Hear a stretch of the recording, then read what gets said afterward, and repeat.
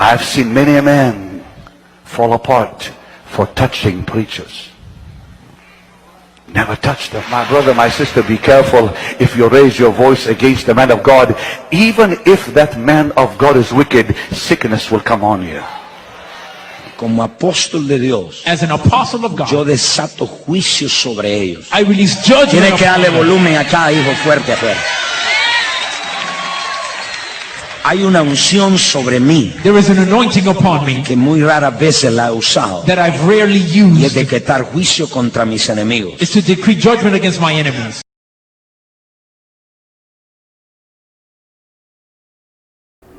Dentro del movimiento apostólico es común encontrarse con personas que defienden a capa y espada a sus líderes. La razón de esto es, nuevamente, la mala interpretación de textos bíblicos para justificar la infalibilidad de sus ungidos. Si uno cuestiona la visión o se permite pensar cuánto de genuino es lo que pasa en la iglesia, los defensores mal adoctrinados saldrán en defensa del líder asumiendo que está juzgando. Si tu actitud persiste, te etiquetarán de rebelde, dirán que todavía no se te ha revelado o que operas bajo la influencia del espíritu de Absalón.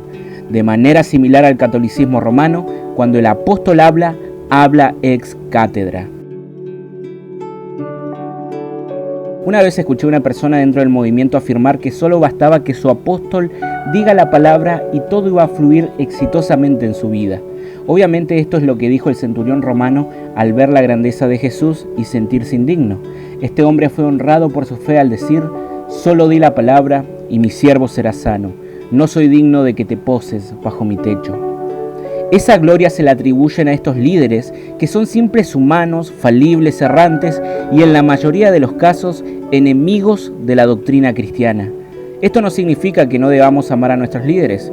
La Escritura nos manda a honrar a nuestros pastores porque ellos darán cuenta de nuestras almas. Pero nunca se nos manda a elevarlos a figuras infalibles o incuestionables. Una señal de una iglesia que no es sana es la elevación de sus líderes a figuras infalibles que nunca pueden ser cuestionadas. Es tarea del creyente analizar lo que se enseña conforme al patrón bíblico, y los líderes deben tener la humildad también para ser corregidos en su enseñanza cuando ésta se desvía. Sin embargo, es raro que esto suceda en el movimiento apostólico, por la siguiente razón: no toques al ungido. Kenneth Copeland got sick one day. I honor him for that. He got very sick one day. Ken Copeland got very sick one day. And said, Lord, why am I sick?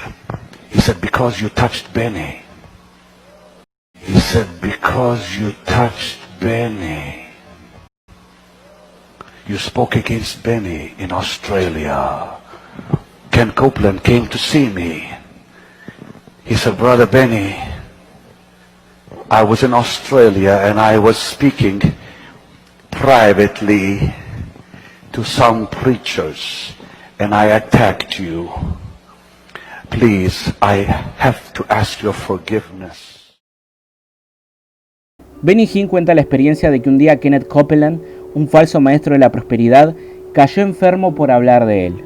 Cuando Copeland le preguntó a Dios la razón de su enfermedad, afirma que Dios le dijo: has tocado a Benny.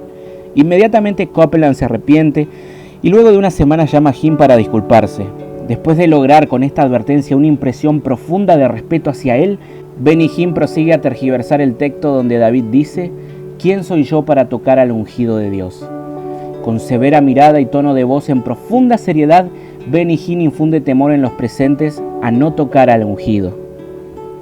Esa expresión ha sido usada por décadas de manera errónea. Ha sido tergiversada para escudar a los modernos apóstoles cuando se cuestiona o denuncia las enseñanzas del movimiento.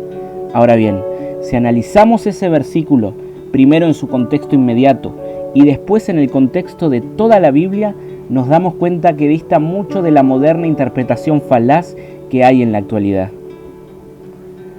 El contexto que rodea el versículo es el siguiente.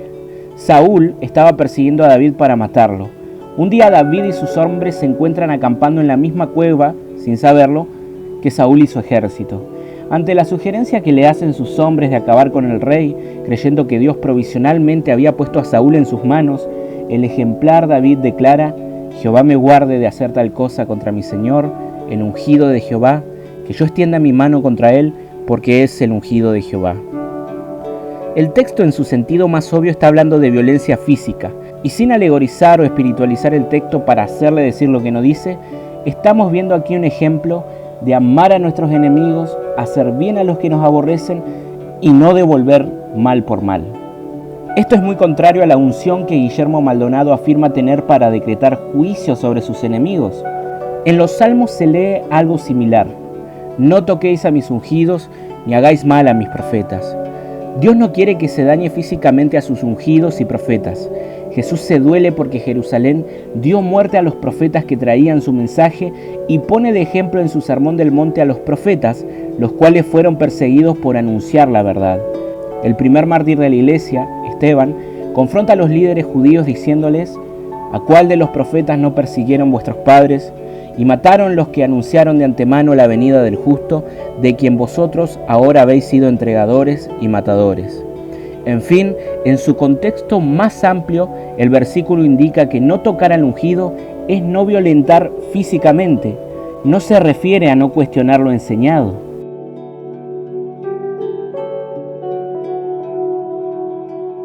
Además, en el Nuevo Testamento vemos que todo creyente es un ungido porque tenemos la unción del Santo.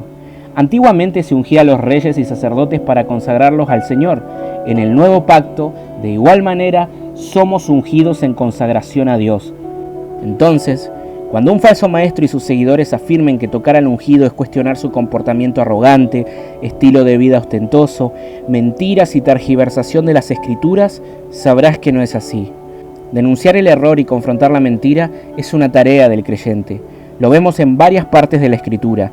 Nadie debe ofenderse por comparar lo que se enseña con la palabra de Dios. Parece que la idea de profeta incuestionable o ungido infalible no es propia de las Escrituras. De hecho, encontramos a los creyentes de Berea escudriñando cada día las Escrituras para ver si lo que decía Pablo era así. Pablo, quien era un verdadero apóstol de Cristo, no dijo: no cuestiones la visión, no toques al ungido. Al contrario, la Biblia declara que estos creyentes eran nobles más que los de Tesalónica, pues recibieron la palabra con toda solicitud. Debemos examinar lo que nos es enseñado conforme a las Escrituras, al igual que hicieron estos creyentes en Berea. Lamentablemente hacer esto es visto como rebelde, divisor, Absalón y cualquier otra etiqueta despectiva. Pablo dijo que si alguien predica un evangelio diferente del que hemos recibido, sea anatema, es decir, sea maldito y dedicado a la destrucción eterna. Realmente los que son malditos no son los que cuestionan las falsas enseñanzas, sino aquellos que pervierten el evangelio de Cristo. La maldición no viene por tocar al ungido, entendiendo lo que el movimiento apostólico interpreta. Al contrario, la maldición está sobre la persona que predica un evangelio diferente al que hemos recibido de Cristo y los apóstoles bíblicos. Sé que a muchos en el movimiento carismático no le gusta la palabra doctrina, pero hay que decirlo: todo aquel que pervierte la doctrina cristiana desvía a la gente del verdadero conocimiento de Dios, y eso es condenatorio.